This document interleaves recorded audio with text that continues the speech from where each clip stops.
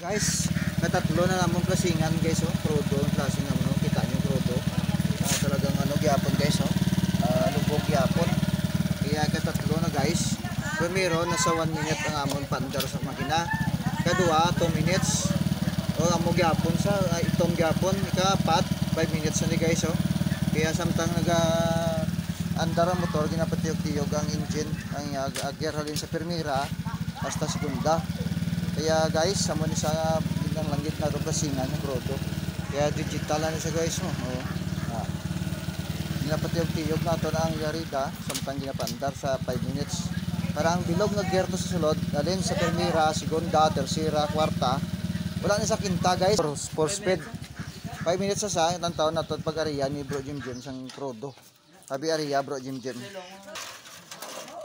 Ibubuan na ni Bro Jim ang crudo sa litro 1 para pag sulubod sa other 5 minutes na balangin nato na guys, oh. Kita nyo lubog si gyapon amo nakaigko sang makina.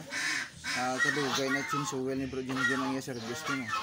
Nasa 3 months na ni kag chinsuwel ya mo nang pertig kalubog karam samtang ginariya ni Bro Jim ginaano napon ikwaon ni pagid sing sakit kay ginugtan ko tasing sa iyo.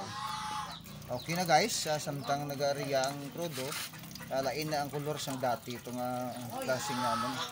Kaya katatlo namon klasingan, ginpaandar namon sang 5 minutes, samtang nag-andar siya, ginambya sa primera, segunda, tercera hanggang kwarta, pabalik-balik. Para ang bulog nga mga gear sa sulod to, sang engine, maano gid siya limpyuhan gid sa sang crudo. Kaya guys, amo na kami di kabusisi kapag mag-change oil kami. Pag ang amon motor oil guys nga ginatugong, ayo Castrol, oh. Kita nyo guys. Kung gusto amo habulin.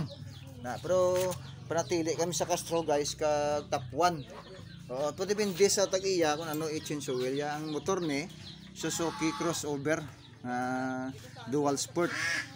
Parang XRM sa guys. Dapat din guys ang inyo backbone ng Castrol may pares na ano sa guys pag nag-budget kita kinahanglan ang bodo. Yung na lang iyang tulungan. So guys, kita nyo sa guys. Kaya na. Thank you guys.